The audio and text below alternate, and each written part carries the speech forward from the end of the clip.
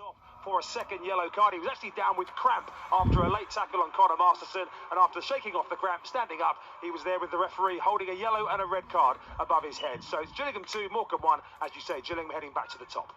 Well, there's plenty of other news in the EFL to tell you about, and Betty can fill us in with all of the latest. I can indeed. I just want to give a quick shout out to the Sunderland fans. 3,000 of them have made the over 500-mile trip today to QPR. 10-hour trip that. Loads of applause for them. And after trailing, they've now taken the lead 2-1 over QPR. So those fans will be very happy.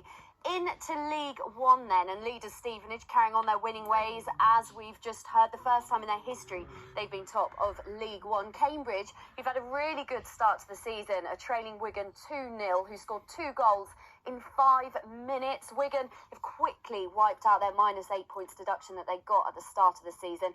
And Reading trail Bolton 1-0. Reading fans threw tennis balls onto the pitch in protest about their ownership about 16 minutes into that game. The travelling Bolton fans applauded it. Reading have had 16 points deducted in under 2 years. And if we go into League Two, you can see the scores over there. It could be a massive afternoon for Doncaster. They're on track to get their first win of the season, leading Forest Green Rovers. They started today at the bottom of the Football League for the first time in 1998. Forest really struggling back in League Two, sit 1 point off the relegation zone as it stands.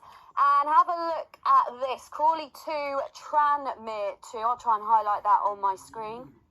Tranmere have lost 7 of their last 8, haven't lost 5 straight games in nearly 4 years, so they're clinging onto this point.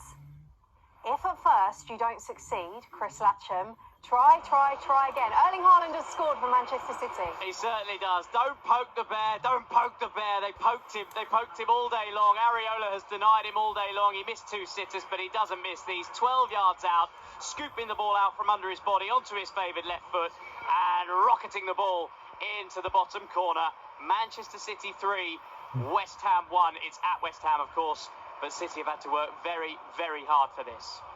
That was the 9th shot for Erling Haaland. Doesn't normally take him 9 shots to score, does it? No, absolutely. But what a goal to take when you get the next one, then what a clinical finish that is. Yeah. Fired it bottom corner, but Bernardo Silva, the run and the vision to pick him out as well, just pure class.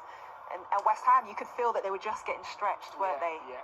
Bernardo Silva just way to pass, looking for him, wanting him to score, lays it in his path, 1 touch to set in the corner, never going to lose. The reason I was laughing and pointing at the screen there is because City were bouncing, the City fans in the way very much enjoying their time at the London Stadium. They've come from behind and comfortably lead West Ham now in East London. Let's go to North London now. Mark Webber, is there any sign of a response from Spurs?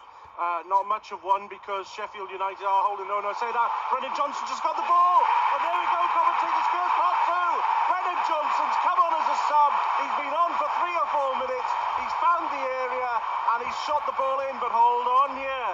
Referee Peter Banks has got his hand up. The offside flag is up. I think we might have a bit of a VAR scenario while everybody tries to work out what's going on there. I will say that, of course, Brennan Johnson has come on for his first game for Spurs, and also coming on earlier on to a massive round of applause. Richarlison, very vocal about his issues with mental health in the past couple of days, and he came on to a massive round of applause from all the Spurs fans. It's the only thing that they've cheered today, and I think that goal has been chalked off.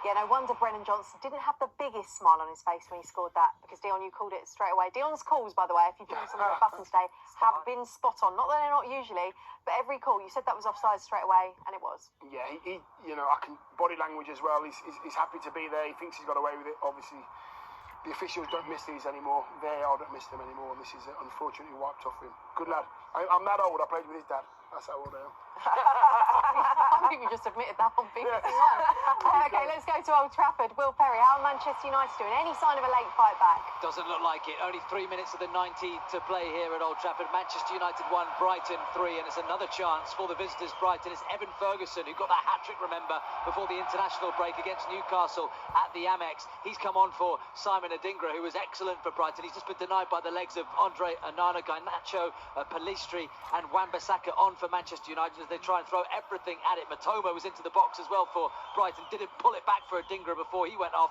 and went for the shot, and was kept out by the knees of Onana as well. It's still 3-1 Brighton.